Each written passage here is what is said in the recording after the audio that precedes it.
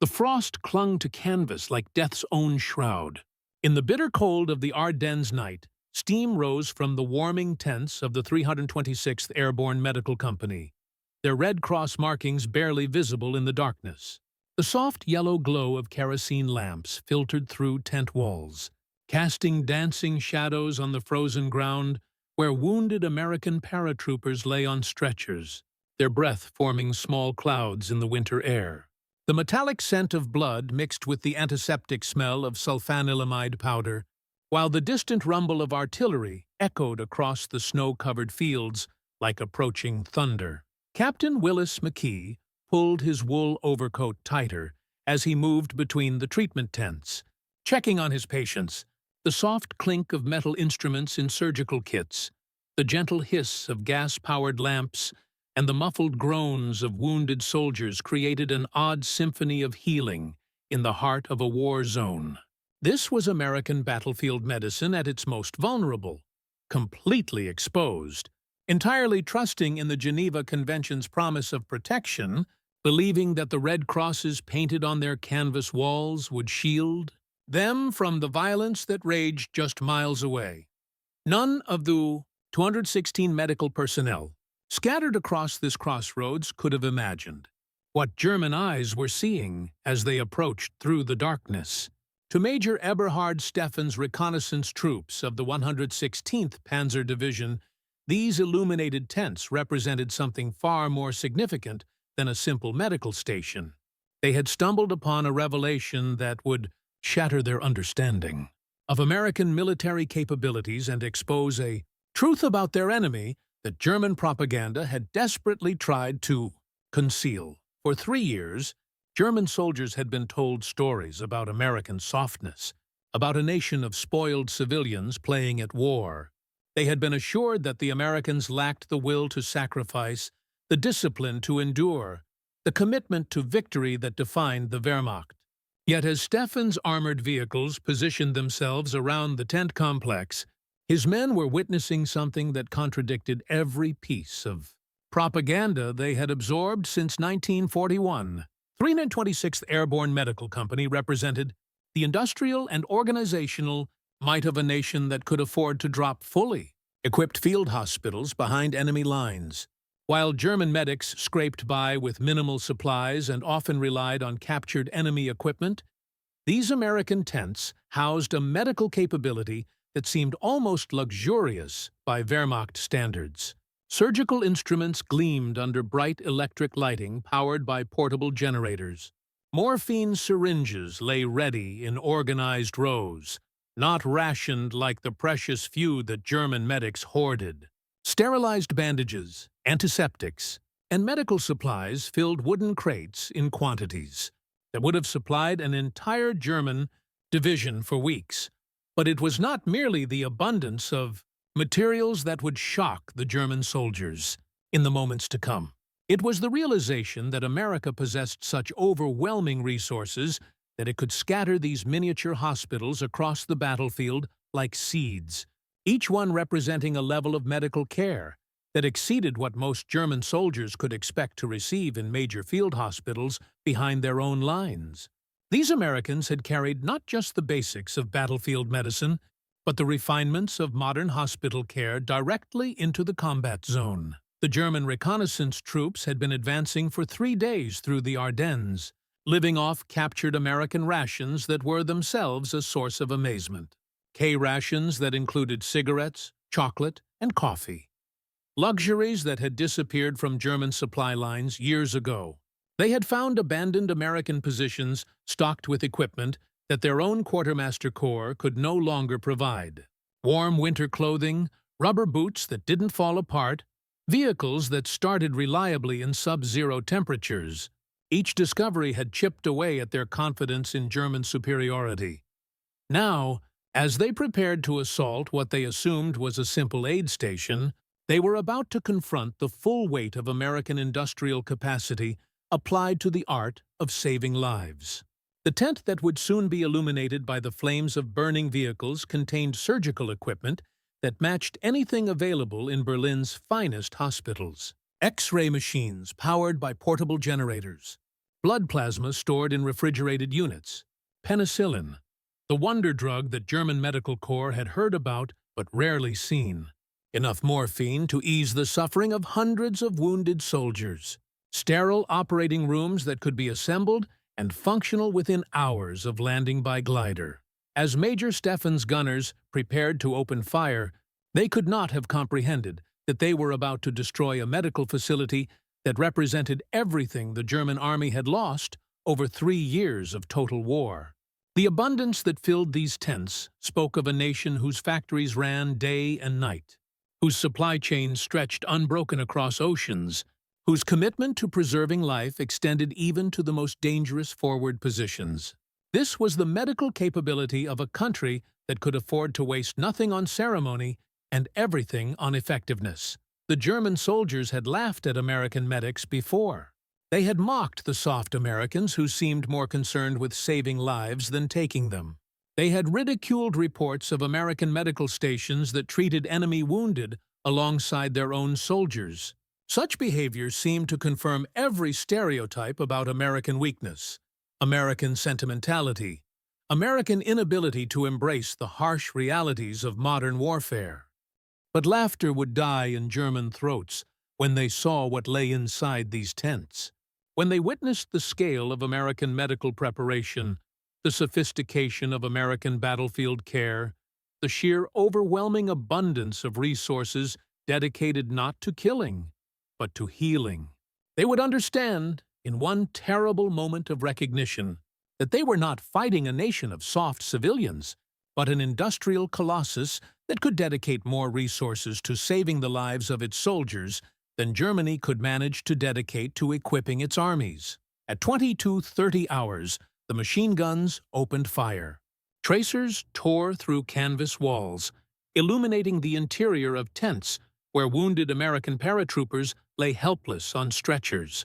The carefully organized medical supplies scattered across frozen ground as German bullets shredded the fabric walls that had been marked with red crosses in accordance with international law.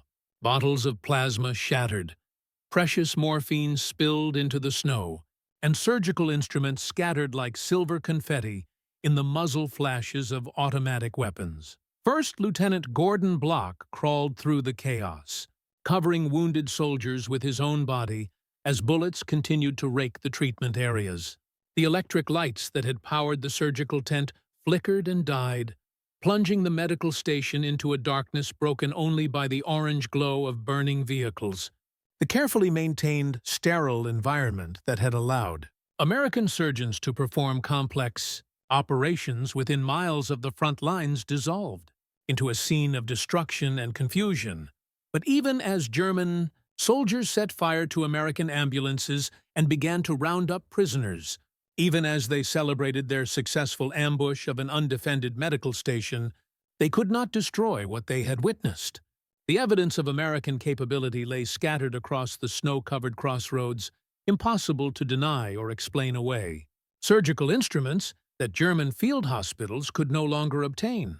Medical supplies in quantities that German units had not seen since the early victories of 1940. Blood plasma and medications that represented a level of medical care that the Wehrmacht could no longer provide to its own wounded soldiers. Major Steffen's men moved through the captured medical station like children in a toy store, filling their pockets with American morphine, American bandages, American surgical tools.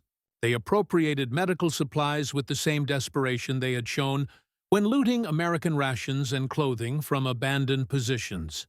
Every captured bottle of penicillin, every confiscated morphine syrette, every appropriated surgical instrument served as evidence of the industrial disparity between their two nations. The German soldiers had expected to find a simple aid station with basic medical supplies.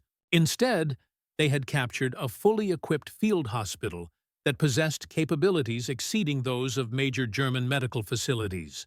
The X-ray equipment alone represented technology that many German hospitals had lost to Allied bombing. The quantity of specialized surgical instruments suggested a medical supply chain that could support battlefield surgery at a level the German army had abandoned out of necessity, as the prisoners were loaded into vehicles and the captured. Supplies were distributed among German units. The psychological impact of the raid extended far beyond its tactical significance. Word would spread through German ranks about the American medical station that possessed more equipment than some German field hospitals. Stories would circulate about the abundance of supplies, the sophistication of American battlefield medicine, the overwhelming evidence of industrial capacity applied to the preservation of human life. The German soldiers who participated in the raid had laughed at American medics, but their laughter would be remembered as the bitter mirth of men who had discovered their own poverty in the moment of their enemy's greatest vulnerability. They had attacked and destroyed an American medical station, but in doing so, they had confronted undeniable proof of American strength. The tents they burned, the supplies they scattered, the equipment they appropriated all served as testimony to a nation whose commitment to its soldiers extended far beyond what German propaganda had prepared them to understand. The medics of the 326th Airborne Medical Company had been captured, their equipment destroyed, their mission terminated by enemy action. But the German soldiers who overran their position carried away something more dangerous than captured medical supplies. They carried the knowledge that America possessed resources so abundant that it could establish field hospitals of unprecedented capability in the most forward positions. They had seen evidence of industrial capacity that dwarfed German capabilities, of organizational efficiency that exceeded German standards, of a commitment to medical care that revealed the true depth of American preparation for war. In the hours that followed, as German units distributed captured American medical supplies among their own medics, the symbolic significance of the raid became clear. The morphine that German soldiers injected came from American factories.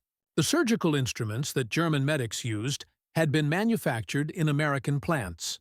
The bandages that dressed German wounds bore American manufacturers' labels. Every use of captured medical supplies served as a reminder of the industrial disparity that no amount of German courage or tactical skill could overcome. The laughter that German soldiers had directed at American medics died in the realization that these Americans had been equipped with medical capabilities that German soldiers could only dream of receiving.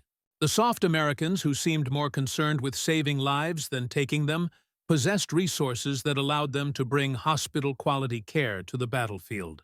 The sentimental Americans, who treated enemy wounded alongside their own soldiers, operated from a position of such abundance that they could afford compassion without compromising effectiveness. As dawn broke over the crossroads where the 326th Airborne Medical Company had been destroyed, the psychological transformation was complete. German soldiers who had begun the night laughing at American weakness ended it confronting American strength. They had captured a medical station, but they had lost something more valuable: their confidence in ultimate German victory. The evidence lay scattered in the snow around them, impossible to deny or ignore. America was not a nation of soft civilians playing at war. It was an industrial giant that could bring overwhelming resources to bear on every aspect of military operations, including the preservation of human life. The German soldiers would carry captured American medical supplies eastward, but they would also carry the knowledge that they were fighting an enemy whose capabilities exceeded everything their propaganda had prepared them to understand. The medical tents they had destroyed represented just one small fraction of American military medical capability. Yet they had contained resources that surpassed what entire German divisions could expect to receive. The implications were staggering and undeniable. In the prisoner of war camps, where the captured American medics would spend the remainder of the war, they would continue to provide medical care with whatever limited supplies were available. But their German captors would never forget what they had seen in those burning tents. On the night of December 19, 1944, they had witnessed the medical manifestation of American industrial might, and no amount of subsequent propaganda could erase that revelation. The laughter had died, replaced by the sobering recognition that they were fighting a war against an enemy whose resources seemed limitless, whose commitment to its soldiers was absolute, and whose capacity for both healing and destruction exceeded their own by orders of magnitude. The morphine syringe became the symbol of this transformation. Small, efficient, abundant. It represented everything the German soldiers had discovered about their American enemies. Not the weakness they had expected, but a strength so overwhelming that it could be applied even to acts of mercy. The Americans could afford to dedicate vast resources to saving lives because they possessed even vaster resources dedicated to winning the war.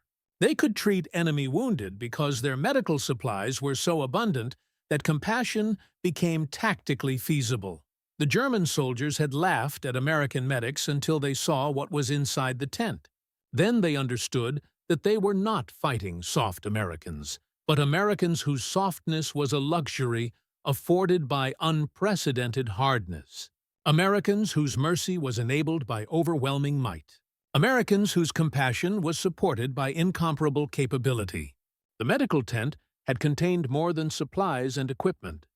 It had contained the proof of American victory, written in morphine syrettes and surgical instruments, in electric generators and X-ray machines, in the simple abundance that defined American approaches to war. As the captured American medics were marched toward German prisoner of war camps, they carried with them the knowledge that their sacrifice had accomplished something beyond their intended mission. They had provided medical care to wounded soldiers, but they had also provided German soldiers with an education in American capability. The destruction of their medical station had become a revelation of American strength, and that revelation would spread through German ranks like a contagion of doubt. The tents were gone, burned to ash and memory. The equipment was destroyed or captured, scattered across Europe in German hands. But the knowledge remained, embedded in the consciousness of every German soldier who had witnessed the abundance that America could bring to bear even on the battlefield preservation of human life. They had laughed at American medics, but they would never laugh again. The morphine syringe in a German medic's hand would forever remind them of the industrial colossus they faced, the abundant enemy whose strength lay not in cruelty, but in the capacity to be merciful without becoming weak. In the end, the destruction of the 326th Airborne Medical Company's clearing station became something more than a tactical victory for German forces. It became a psychological defeat that would echo through Wehrmacht consciousness for the remainder of the war. The German soldiers had achieved their objective. They had destroyed an American medical facility and captured its personnel. But in doing so, they had discovered that America possessed capabilities that rendered German victory impossible. The laughter had died in the flames of burning medical tents, replaced by the sobering knowledge that they were fighting an enemy whose abundance would ultimately prove more decisive than any tactical skill or strategic wisdom. The morphine syringe lay in the snow, trampled underfoot by German boots, its contents frozen in the December cold. But its symbolic power remained undiminished. A tiny representation of American industrial might, American organizational capability, American commitment to the preservation of life, even in the midst of history's most destructive war. The German soldiers had laughed at American medics, but the morphine syringe would have the last word, its silent testimony to abundance more eloquent than any propaganda, more convincing than any ideology, more decisive than any battlefield victory. In its small efficiency lay the proof of American victory. Not the victory of arms, but the victory of abundance over scarcity, of capability over ideology, of a nation whose strength lay in its capacity to heal even as it fought to destroy its enemies.